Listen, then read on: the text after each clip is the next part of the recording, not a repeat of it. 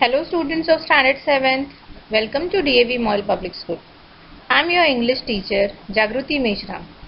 Let's begin our today's online session of English.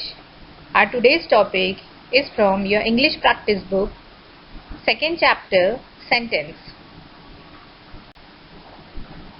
Let us first read carefully the following group of words. Helen Keller was born in Alabama.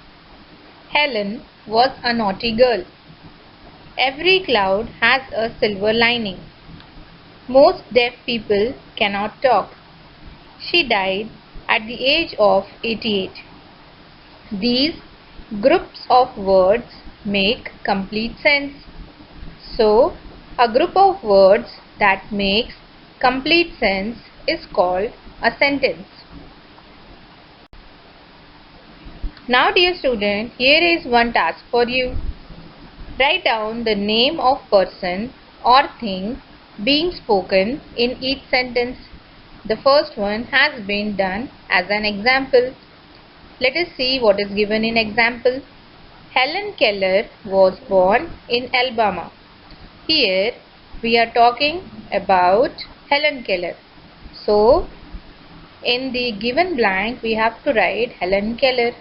In the same way, you have to read the sentences and write in the blanks about the name of person or thing being spoken.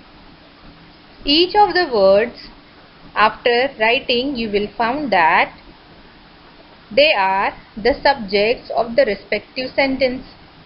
The part of a sentence which names the person or thing we are speaking about is called the subject. Dear student, here is another task for you. Write down the parts of sentences that tells us something about the subject. The first one has been done as an example. Let us see what is in example. Helen Keller was born in Alabama. Was born in Alabama is telling us something about the subject.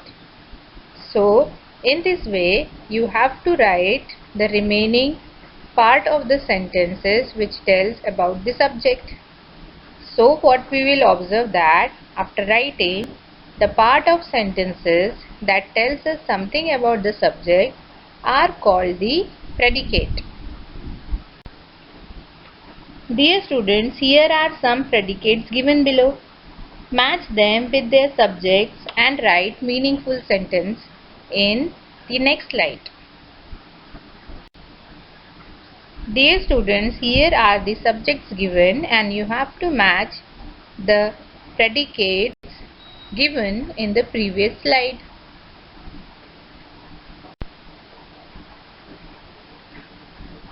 Underline the subject in the sentences given below. First, whatever the reason, one should never lie. Mustering courage, she attacked the witch. Out came the sun after a heavy downpour. Over the fields the horses galloped. Here, in all these sentences, we have to underline the subject. Whatever the reason, one should never lie. So here, one is subject. Similarly, in second sentence, she is subject. In third sentence, sun is subject. And in fourth sentence, horse is subject. So, what we have observed that the subject does not always come in the beginning of the sentence. Students, let us quickly recapitulate what we studied today. Today, we studied about sentences. A group of words that make complete sense is called a sentence. Next, we studied about subject. The part of a sentence which names the person or thing we are speaking about is called the subject.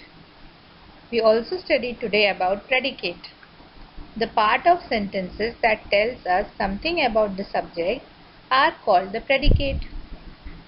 And most important thing is, the subject does not always come in the beginning of a sentence.